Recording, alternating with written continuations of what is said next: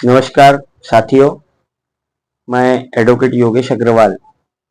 गोंदिया शहर कांग्रेस कमेटी का शहर अध्यक्ष, आज एक महत्वपूर्ण मुद्दे पे आप लोगों से चर्चा करने यहाँ आया हूँ। गोंदिया शहरवासियों से अभी कुछ समय पूर्व, लगभग एक दिन पूर्व, मैंने एक इंटरव्यू के माध्यम से गोंदिया विधानसभा के आमदार का एक इंटरव्यू देखा, जिसमें गोंदिया विधानसभा के आमदार, जनता के आमदार माननीय विनोद जी अग्रवाल ने गोंदिया शहर की लाइफलाइन वाला एक छोटा पुल जो विगत 3 वर्षों से टूट गया है, उसके काम को शुरू करने के विषय में, अगर काम शुरू नहीं होता है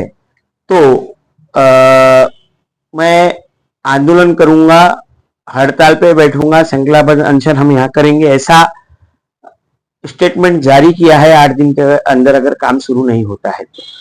बड़ी ही शोकांतिका का विषय है कि एक विधायक जो सत्ताधारी पार्टियों को समर्थन देता हो, अभी विगत 2 हफ्ते पूर्व गोंदिया में लोकसभा के चुनाव संपन्न हुए, उस लोकसभा के चुनाव में इन्होंने समर्थन देने के लिए एक बहुत बड़ा विशाल जनसभा का आयोजन किया, जिस जनसभा में राज्य के माननीय उप मुख्यमंत्री देवेंद्र जी फडणवीस ने अपने संभाषण में कहा कि विनोद बाबू, आपकी चाबी हमारे साथ है और आपकी चाबी ही हमारी सत्ता की चाबी है, जो महाराष्ट्र सरकार के और मोदी जी के लिए कार्य करेंगी। तो फिर मैं आप पूछना चाहता हूं कि जब उन्होंने अपनी चाबी देवेंद्र जी को सौंप दी है, मोदी जी को सौंप दी है, तो फिर ये एक छोटा सा पुल उनके माध्यम से क्यों नहीं बन पा रहा? निश्चित रूप से सुलझाएंगे। और मैं विनोद जी को आश्वस्त करने आया हूं, अरे गोंदिया वैसे तो हमारा बॉर्डर का जिला है, लेकिन हमारे महाराष्ट्र की शुरुआत भी तो गोंदिया से होती है। तो विनोद बाबू, लोग गोंदिया में आएंगे तो महाराष्ट्र को तो गोंदिया से परखेंगे, और आपने बहुत अच्छा काम गोंदिया में किया है, बहुत अच्छे प्रोजेक्ट गोंदिया में लाए हैं, और आने वाले दिनों में इससे भी अच्छा काम अपने को करना है। हम सब लोग पीछे, कोई चिंता की बात नहीं है, सरकार अपनी है। इस सरकार में गोंदिया के लिए आप जो भी मांगोगे ये सरकार आपको देगी, ये कहने के लिए, ये बताने के लिए मैं यहां पर आया हूं। कहीं ये जनता को बरगलाने का कार्य तो नहीं किया जा रहा है? एक आमदार, एक विधायक एक पुल नहीं बना सकता तो यह आपकी अकार्य क्षमता का परिचय दिखता है। जब सत्ताधारियों को आपने अपनी चाबी सौंप दी, उसके बावजूद फिर एक अदृश्य शक्ति आपके कहे अनुसार आपका यह पुल नहीं बनने दे रही, तो मोदी जी और देवेंद्र फडणवीस जी से बड़ी इस देश में कौन सी अदृश्य शक्ति है जो ये छोटा सा पुल आपको बनाने से रोकने का काम कर रही है, यहाँ के प्रशासन को रोकने का काम कर रही है? या फिर हम उस बात को झूठ माने कि आज से 15-16 दिन पूर्व यहाँ पे माननीय उप मुख्यमंत्री जी ने कहा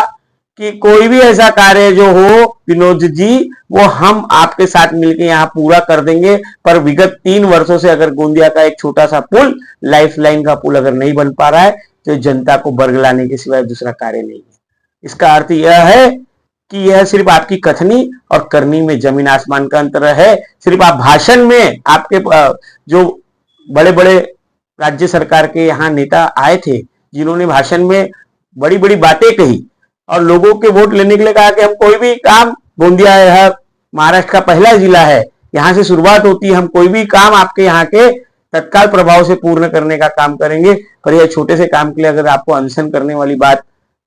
सामने आ रही है, इससे यह आपकी और जिस पार्टी को आपने समर्थन दिया इस लोकसभा में और पूर्व में, उसकी अकार्य क्षमता को प्रदर्शित करती है। अगर एक सत्ताधारी आमदार को अगर आंदोलन करना पड़े तो जनता किसके पास न्याय मांगने जाएंगी? मैं यहाँ के स्थानिक आमदार को कहना चाहूंगा कि आंदोलन करना विपक्ष का काम होता है। विपक्ष की भूमिका होती है कि वह आंदोलन करे, सत्ताधारियों की भूमिका नहीं होती कि वे आंदोलन करे। जो सत्ता को समर्थन देते हैं उनकी भूमिका नहीं होती कि वे आंदोलन करे। पर जब आप गोंदिया में आंदोलन करने की बात कहते हैं तो मुझे एक चिंता महसूस होती है कि इसका अर्थ यह है कि यह सरकार अपना काम करने में अकार्यक्षम है, जिसे आपने समर्थन दिया है। तो मेरा ये कहना है कि अगर एक सरकार अकार्यक्षम है तो हमें समर्थन भी ऐसी सरकार को नहीं देना चाहिए और जनता को बरगलाना नहीं चाहिए। अगर आप 2 साल में 3 साल में केंद्र में अगर आपकी समर्थन वाली सरकार है, राज्य में आपके समर्थन वाली सरकार है, आपकी विचारधारा की सरकार है, उसके बावजूद अगर एक छोटा सा पुल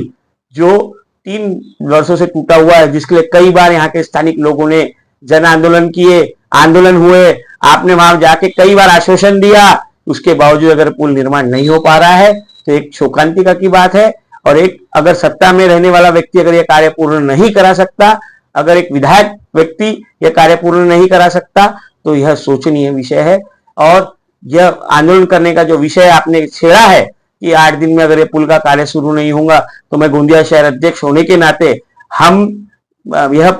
कांग्रेस पक्ष का शहर अध्यक्ष होने के नाते, हम हमारे पक्ष की तरफ से अगर तत्काल प्रभाव से यह सरकार ने पुल नहीं बनाया तो आने वाले समय में हमारे तरफ से भी एक महत्वपूर्ण आंदोलन किया जाएगा, ऐसा आश्वस्त करता हूं गोंदिया की जनता को। और मैं ये चाहता हूं कि जिस प्रकार के यहाँ के स्थानिक नेता दिग्भ्रमित करने का कार्य कर रहे हैं, वो दिग्भ्रमित करना बंद करे सत्ताधारी लोग, और जो काम उन्हें करने के लिए जनता ने चुन के दिया था वो कार्य करे। अन्यथा आने वाले समय में जनता